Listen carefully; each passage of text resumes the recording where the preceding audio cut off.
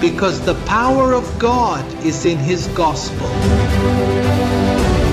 TV Grace International presents The Mind of Christ,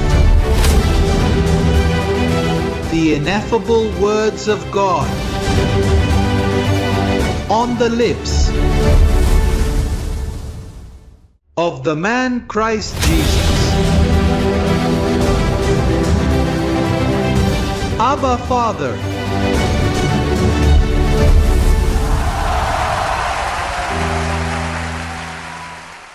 Inasema msifungamane. Je, tuko hapo? 6:14. Ndiyo. Waraka wa pili kwa Wakorintho, au mko katika wa kwanza? Wa pili inasema msifungamane pamoja katika nira isiyo sawa na wasioamini. Kwa nini mtu asifungamane na asiamini? Mungu huokoa nani? Waumini. Mungu huokoa nani?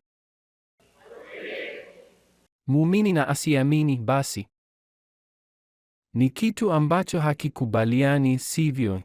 Kwa hiyo anasema msifungamane katika nira isiyo sawa na wasioamini. Haki ina uhusiano gani na uasi haki? Na nuru ina ushirika gani na giza? Na Kristo ana maelewano gani na Beliali? Muumini ana sehemu gani na asiamini?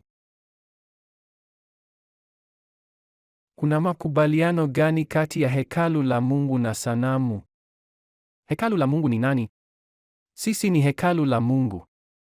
Sanamu ina uhusiano gani na hekalu? Kwa maana ninyi ni hekalu la Mungu aliye hai, kama Mungu asemavyo, nitakaa ndani yao, nami nitatembea ndani yao, nami nitakuwa Mungu wao, nao watakuwa watu wangu. Kwa hiyo tokeni kati yao, jitengeni nao, asema Bwana, wala msiguse kitu chochote kilicho najisi. Nami nitawapokea. Nami nitakuwa kwenu Baba, nanyi mtakuwa kwangu wana na binti, asema Bwana Mwenyezi.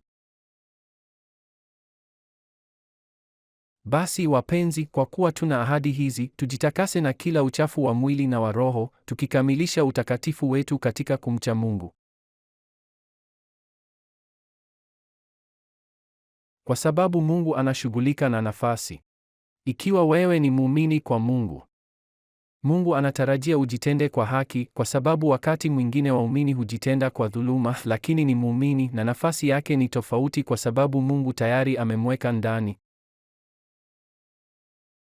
Mara moja ndani, daima ndani. Kama unapanda vibaya, unavuna vibaya. Kama unajikosea, utavuna vibaya. Lakini kitu kimoja ni kuwa muumini na kingine ni kuwa asiamini. Na yule ambaye neema hajamfikia, neema ni asiamini. Nina familia ya Kiprotestanti. Wanaenda kanisani. Na katika hali hii wao ni wasioamini. Kwa sababu hawajaamini Injili. Nilikuwa mbatizaji na nilikuwa asiamini. Na nilikuwa Mkatoliki na nilikuwa asiamini. Sasa kuna wasioamini wa mbegu na kuna wasioamini ambao neema haijawafikia. Kuna aina mbili za wasioamini. Kuna mwana wa uharibifu, hata ukijitahidi vipi hataokolewa kwa sababu anaitwa mwana wa nani? Lakini Paulo anazungumza kuhusu aina nyingine ya wasioamini. Anazungumza kuhusu, kwa mfano, Petro alikuwa asiamini. Mitume walikuwa wasioamini kwa sababu hawakumwamini Paulo. Nafikiri ukisoma Wagalatia unaweza kuona kwamba Paulo alisema, Petro alipokuja Antiokia, nilimpinga uso kwa sababu alikuwa wa kulaaniwa, hakumwamini. Na wao walikuwa Wakristo wa Juda wasioamini agano la neema. Wachungaji wa Miami ni wasioamini kwangu, kwa sababu hawajaamini ujumbe wa neema. Kwa Paulo ni wasioamini. Unajua kwa nini? Kwa sababu Paulo anasema shetani alishindwa, lakini wanasema yuko hai. Watu wasioamini sana. Paulo anasema kwamba unazaliwa tayari umeokolewa, na wao wanasema unaweza kupoteza wokovu. Paulo anasema hapana, hata hilo halifikirii hapa. Unawezaje kupoteza wokovu ikiwa unazaliwa tayari umeokolewa? Tuzungumzie ndoa, nira isiyo sawa katika ndoa. Inadhirije wakati muumini katika neema ameolewa, mwanamke na mwanamume ambaye haamini, au mwanamume na mwanamke ambaye haamini? Jinsi nira isiyo sawa inavyoathiri.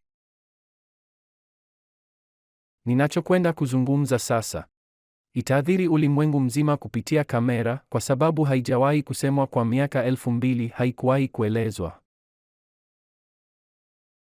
Na habari nyingi zinahitajika kufariji watu wengi sana wanaoteseka kwa kutojua ukweli. Tazama, kuna mambo matatu ninayotaka kukupa. Wakati umeungana na mtu ambaye haamini Injili, unadhirika kwa mambo matatu. Tazama, kibinafsi, kwa familia na kiroho. Mambo matatu yameathirika. Kibinafsi kwa maana gani? Basi fikiria. Wakati unajua neema hii, na wewe unaanza kujitangaza umebarikiwa, na wewe unaanza kusema shetani alishindwa, Kristo aliondoa dhambi, mimi ni mteule, hapo utakuwa na shida na familia yako. Nina shida na kaka yangu na dada yangu na yule mwingine na yule. Wao wanafikiri mimi nina kichaa kabisa. Huoni kwamba wao wanakula shetani asubuhi, shetani mchana? Wao hufanya karamu ya mwisho. Mimi siwezi kufanya kitu kama hicho. Wao wanaamini ubatizo wa maji, kwamba huo huokoa au husaidia. Mimi siamini hivyo. Kwa hiyo ninaongelea kipengele cha kwanza. Wale wanaochukua noti, angalia kwanza binafsi, kisha familia na kisha kiroho. Wakati kuna nira isiyo sawa, sema nira isiyo sawa. Huo ndio mada ya leo jioni. Kwa hiyo Paulo anatuelezea kwamba Bwana wetu alituita kwa amani. Jambo la muhimu sana ni kwamba kuna amani, na kama wote wanakubali na wanaishi vizuri, msitengane. Bwana anataka muwe wamoja. Kwa nini kutengana? Inauma sana wale ambao wamepita uzoefu huu hapa, ambao wana ndoa zaidi ya moja. Mnajua jinsi inavyouma sana. Jicho la dhoruba liko juu yako na halikuruhusu kuendelea. Lakini kama mnaweza kufanya kazi pamoja, kaeni pamoja. Sasa kama mkitengana, basi kuna ushauri, anasema mtume. Anasema mstari wa 16, wewe mke wafahamu nini? Labda utamwokoa mumeo. Mwokozi kutoka nini? Mwanamke anaweza kumwokoa mtu, ni Kristo anayekuokoa. Anaongelea kipengele cha pili cha wokovu. Mnanielewa? Kwa hiyo in compagnie, mwanamke anaweza kuwa na mwanamume. Kwa sababu tatizo ni kwamba katika mambo binafsi kuna shida kubwa. Ninawajua dada fulani wanaoniambia, "Oh mtume, ninapaswa kutoa zaka kwa siri." Huoni kwamba yeye si mwamini? Na yeye anafanya kazi, kwa hiyo yeye huja kanisani na lazima atoe kwa siri, vinginevyo atasema juhudi zangu zote ili mtume avae hivi vizuri. Hivyo ndivyo anavyofikiria. Hafikirii kwamba hulipiwa umeme, hulipiwa jengo, hulipiwa hiki, hulipiwa kile. Anaona tu, ona pete aliyovaa mtume. Wameniambia zaidi ya hayo. Hapa mama mmoja aliniambia, nilileta mume wangu kwa mara ya kwanza.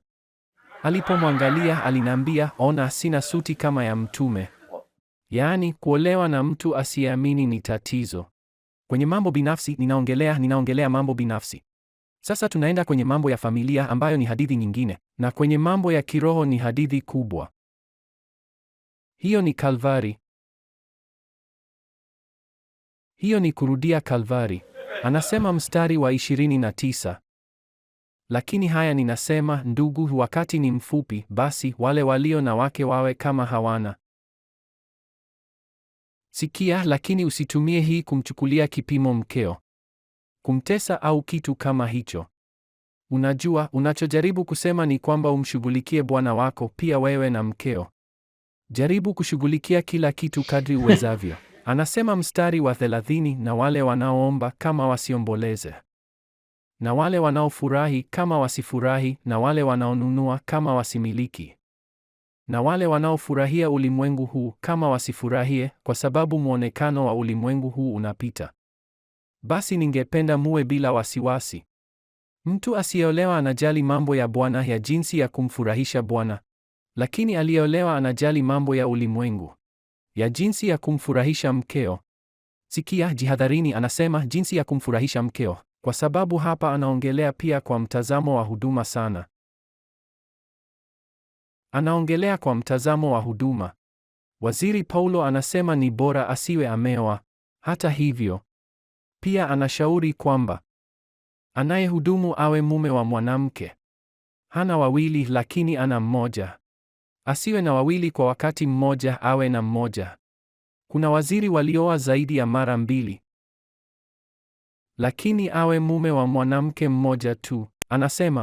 Anasema ningependa, mstari wa 32, ningependa basi kwamba angekuwa bila wasiwasi.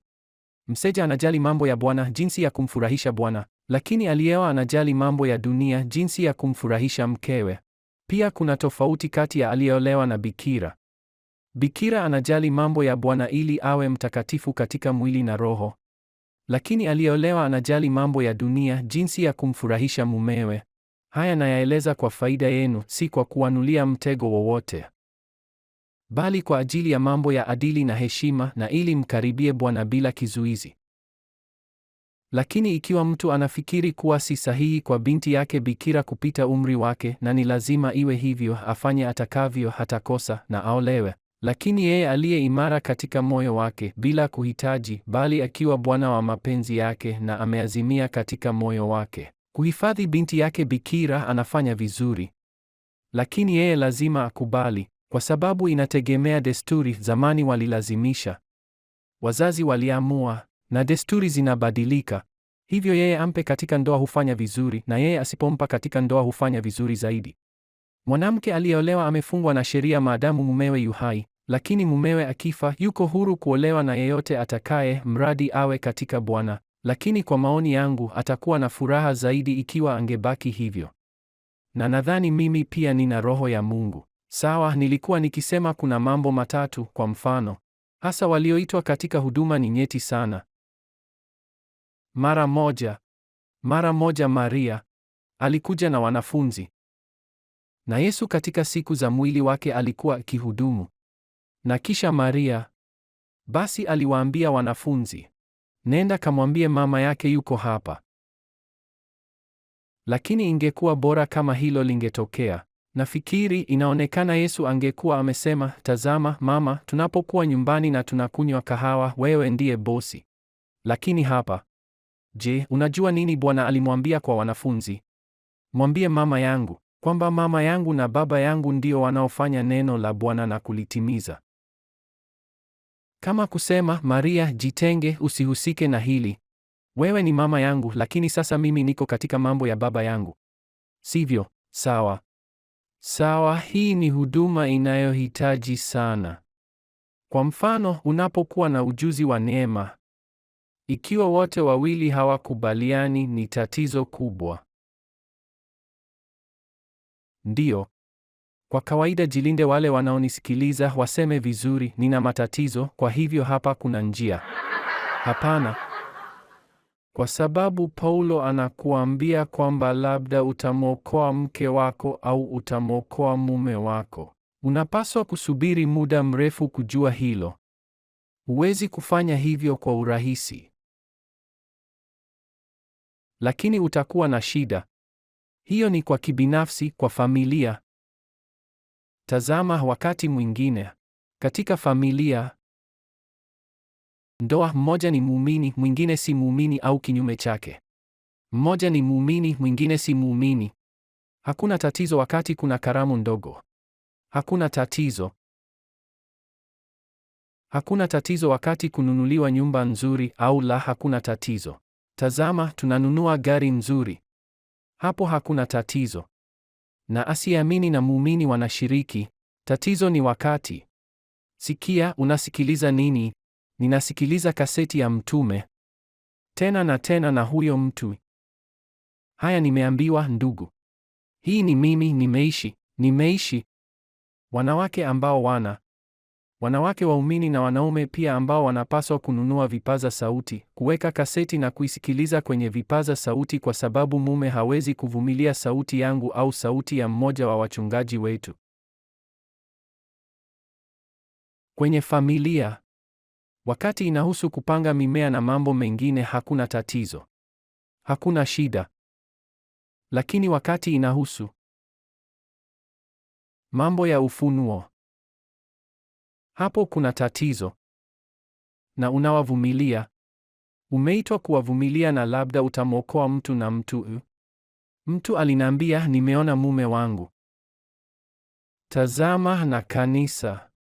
Sinagogi lakini yeye aliita kanisa. Na nikamwambia vizuri. Kazi yangu ni kukuondolea pazia. Kazi yangu ni kuwaokoa waumini. Sasa tutawasha malaika kugusa mume wako. Na akaniambia huna kitu chochote cha kunipa na kumtumikia huko kwa ajili ya kumpa. Kisha chukua kaseti zote unazoweza. Tazama, chukua hii na hii. Na ikiwa unaweza kuvunja lebo kwa sababu mara tu wanapokuwa katika neema. Au Jose Luis de Jesus. Hapo ndipo inapoanza kwa sababu mimi ni jiwe la kukwaza. Katika nyanja hiyo. Na kisha asante Mungu. Kwamba alikuja na nikamwambia tumia mbinu. Kwa mfano mwambie tazama unafikiria nini kuhusu kile anachosema? Basi atakwambia ndio ninawashauri wanawake na wanaume kwamba wanapokuwa na mume au mke katika hali kama hiyo ambaye si muumini wamwambie sikia nisaidie kugundua ikiwa hii ni uongo au ukweli. Usifanye hivyo kwa nia mbaya bali utafute mbinu.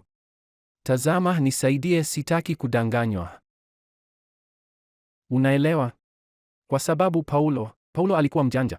Paulo wakati mwingine na wale waliokuwa chini ya sheria alijifanya kama yeye pia yuko chini ya sheria ili kuwapata wale walio chini ya sheria. Paulo alikuwa mjanja na wewe pia unapaswa kuwa mjanja. Tazama wakati mwingine mimi hukutana na watu na nimekuwa nikiwauliza maswali. Zaidi ya hayo wakati mwingine nawaambia mimi ni wahuduma inayofikiri hivi na wao hawajui kuwa mimi ndiye wahuduma. Zaidi ya hayo wanatembea na huduma karibu nao wameketi. Lakini ninauliza maswali ili wanijibu na kisha ninatafuta njia. Basi alikuwa usiku wa kwanza na akamwambia sikiliza hiyo. Kwa sababu hiyo inanifanya niko na utata. Na yeye alianza kusikiliza. Na yeye huko akisema malaika tafadhali mguse. Na ghafla mume anatoka. Sikia ni kaseti ya ajabu sana. Na anauliza ulipenda? Na yeye anajibu. Hiyo ndiyo niliyokuwa nikitafuta kwa muda mrefu na hawakulala usiku kucha wakisikiliza. Tazama basi nina kaseti nyingine na nina nyingine na nina nyingine kaseti. Mzuri, unaona? Ilifanya kazi vizuri hapo, lakini la sivyo. Ni tatizo. Kwa sababu ni kwamba vitu hivi huleta matatizo. Kwa hivyo katika ulimwengu wa kiroho tayari nimezungumza kuhusu mambo ya kibinafsi na familia.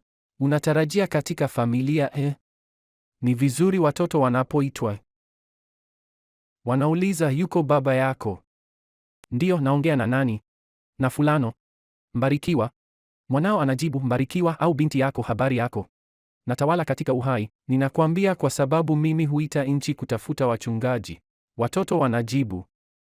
Na kupitia watoto tunajua ikiwa familia inalelewa kwa neema kwa sababu watoto hunijibu mchungaji mkuu natawala katika uhai. Utukufu kwa Mungu hapa wanaita mambo. Wako imara kwa neema. Wanapojibu unamtaka nani? Naweza kuzungumza na baba yako. Muda mfupi. Kwa hivyo, unajua ndiyo maana injili hii ni injili ya kuendelea. Mtu akipiga simu inatarajiwa watoto wako watajibu vizuri kulingana na agano na kwamba wako sawa.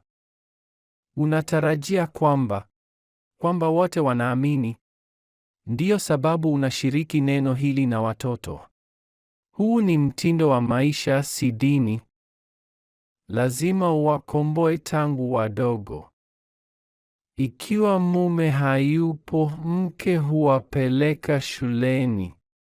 Kwa sababu ni lazima uwafundishe, kwa sababu la sivyo unaingia katika usawa. Na usawa huleta shida na amani, ndiyo Bwana alituita kwake. Kwa hivyo yeye anapenda kukusanyika au yeye hapendi? Siku ya Jumapili wanataka kusikiliza mhadhara. Anataka kuosha gari au kuosha vyombo. Hapati muda kwa ajili ya kiroho. Una nini hapa usiku huu? Kwa nini uko hapa? Kwa sababu wewe ni nani? Muumini, na ulipata muda wa kujiandaa.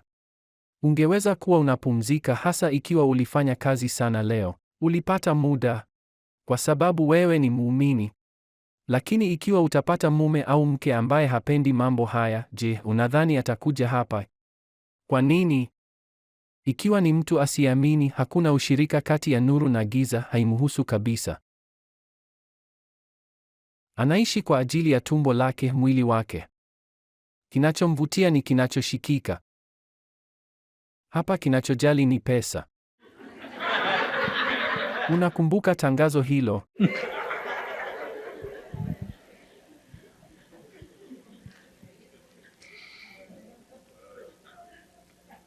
Hebu sikiliza, mkutano mkuu ujao utakuwa nchini Brazil. Tutahifadhi kwa likizo na kwenda huko. Kwenda Brazil. Kwa nini? Huduma itakuwa huko. Hapana, bora isiwe. Kuhifadhi kwa likizo na huduma. Bora twende ufukweni. Ninakwambia kwa sababu nimeona hivyo. Nimeona ndoa ambazo zinangojea mkutano ujao kwa likizo, na kisha wanazitumia kama likizo. Ndiyo maana sisi pia tunafanya iwe rahisi. Tunatoa siku 2 au 3 za kuhubiri kutokana na tukio hilo. Tunafanya iwe bure na kisha wataweza kuona sijui nini nchini Costa Rica unaweza kuona volkano na mahali pengine nchini Guatemala. Nchini Guatemala unaweza kuona mji wa kale wa Guatemala na kadhalika kwa siku, sivyo? Na alasiri au kulingana na siku hiyo. Na kisha tunafurahia. Mkutano si kukaa huko na Biblia wakati wote. Hapana. Tunafurahia, inakuwa kitu cha kupendeza. Lakini hilo hutokea ikiwa ni muumini. Ikiwa si muumini hatavutiwa. Kwa sababu wako katika nira isiyo sawa. Na kisha, jambo lingine ni wakati unasema kwa nini mambo mengi kuhusu mchungaji mkuu? Si kwamba yeye ndiye mwingine. Unamaanisha nani? Kwa sababu yeye ndiye malaika mkuu wa mwisho. Kuwa mwangalifu na hilo. Wanaabudu sanamu. Hapana, yeye ni baba yetu. Baba. Hapana, hapana, hapana. Kwa hivyo, hilo ni tatizo. Nilipokea barua pepe kutoka Colombia kwamba mume alimshika kwa shingo na kumwambia acha tu Jose Luis hapa nje. Na yeye akamjibu, lakini huoni kwamba ndiye aliyenizaa? Tafuta sasa. Kama vile tumezungumza kuhusu ndoa, nira isiyo sawa, kuna maswali mengi. Waibrania sura ya 13.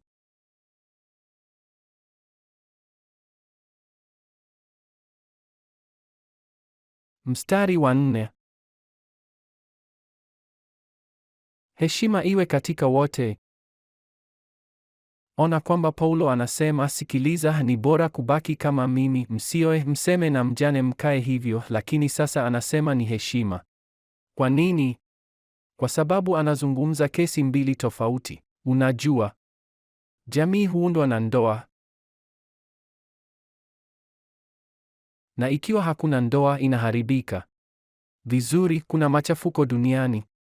Ndiyo maana ninapoolewa na wanandoa, jambo la kwanza ninachofanya ni kuwapongeza kwa sababu wanaingia amri ya kiroho, ambapo ni heshima kuoa, hasa watu wawili wakiishi pamoja.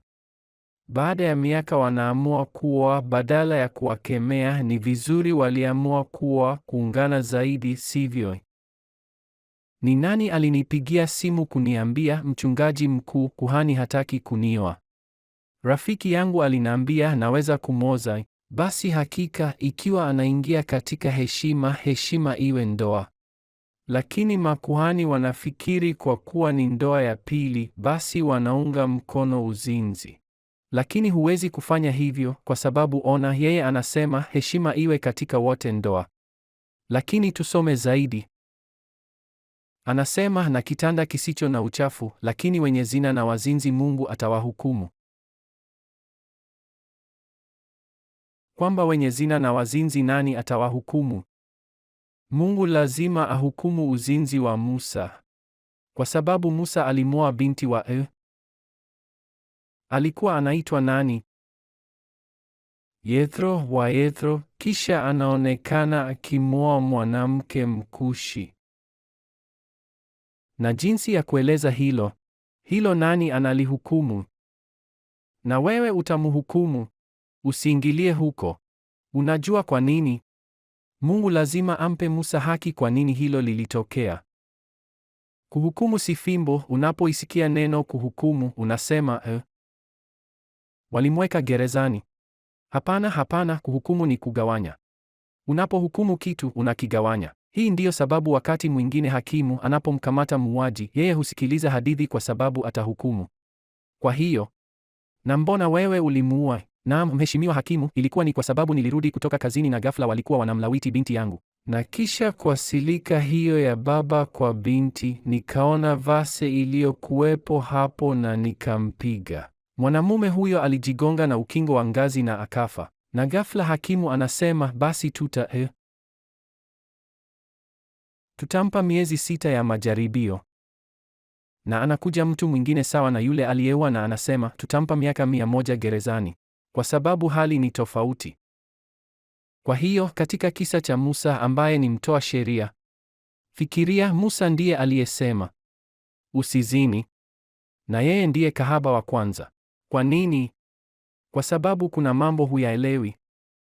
Musa alimwoa binti wa Yethro, na inaonekana alikuwa hamwamini Mungu. Yethro alimsaidia sana katika mambo fulani na walikaa pamoja kwa miaka mingi. Lakini inaonekana siku moja Musa alimpigia simu mkewe na kumwambia, sikia, Yehova alinijia hapa kichaka hiki. Na kwa moto unaowaka aliniambia niende kuwaokoa watu wa Israeli huko Misri. Na inaonekana alikivuta kichaka hicho. Sikia, lakini hiki hakina harufu wala hakijaungua. Na alimwambia, niamini, alinena nami, niliona moto. Hapo kuna nira isiyo sawa. Kisha Musa anaonekana akioa tena. Mfano mbaya sana. Unajua, kiongozi anayewakilisha huduma kubwa kama taifa la Israeli. Na anasema hata kama ingekuwa kwa neema ingekuwa rahisi, lakini kwa sheria. Kwa hiyo hapa Mungu anaonekana akihukumu. Anasema, lakini ninyi wasaliti, msijihusishe huko. Niachie mimi nifanye mgawanyo huo. Tazama Daudi, mtu kwa moyo wa Mungu. Na kahaba, na Mungu akampa mtoto ambaye alikuwa Suleimani, mtu mwenye hekima zaidi duniani. Ina ajabu sana. Na Daudi ni kahaba.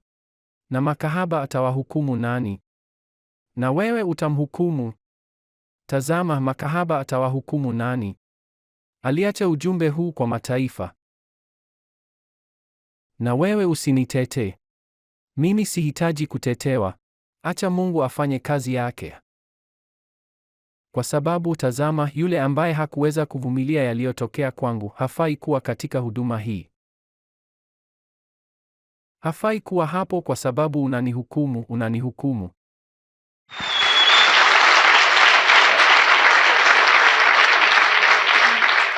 Lakini tunapokea katika Bwana kwamba wote wanaelewa. Kwa sababu sisi ni watu wazima. Sasa nira isiyo sawa ni tatizo. Namba 1, kibinafsi. Kwa familia na kiroho. Na kwa amani tulialikwa, Bwana, nataka amani. Nataka kuishi kwa amani. Nataka kukiri neno. Nataka kufika nyumbani na kuweza kuzungumza kuhusu yaliyotokea mahali fulani. Kwamba nataka. Sikia kwamba wananiita. Tazama yule mwingine, kwamba wale walio karibu nami wasikwezeshwe. Wazo ni nini? Wanapaswa kufurahi, sivyo? Wamebarikiwa na kila baraka. Nawapenda.